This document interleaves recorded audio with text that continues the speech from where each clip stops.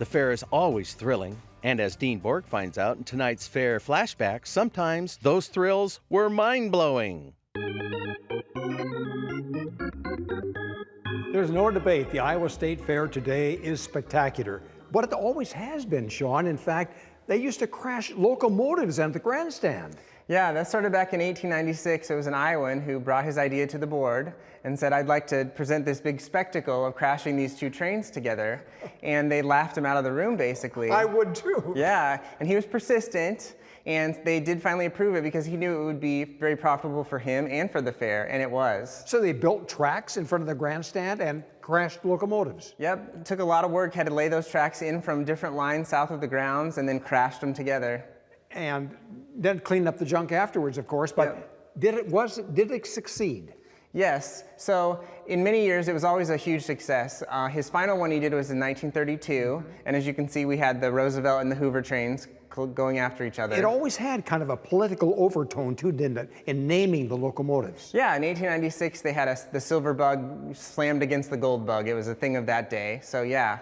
And so that had a commentary on the monetary policy. And Yes. the one that is behind us in the exhibit here is Hoover, and who else is that? And Roosevelt. Roosevelt. So it's the 1932 presidential election. And did it succeed in bringing in revenue?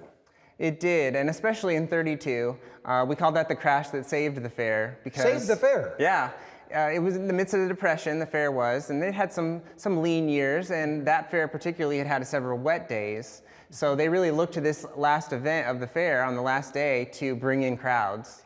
And the crowds got to participate almost because, look, as soon as they crashed, they're running out on the field. Yeah, throw safety out of the window. You might as well run as fast as you can up to that burning wreckage, and they did by the swarms. And then as aviation evolved, that had a part too.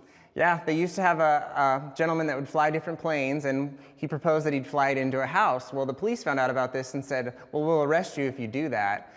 So he crashed it into that. They said, oh, he needs an ambulance. And as he was being rushed away on the ambulance, he switched out with somebody else, so he evaded the police. Now, why don't we have crashing locomotives today?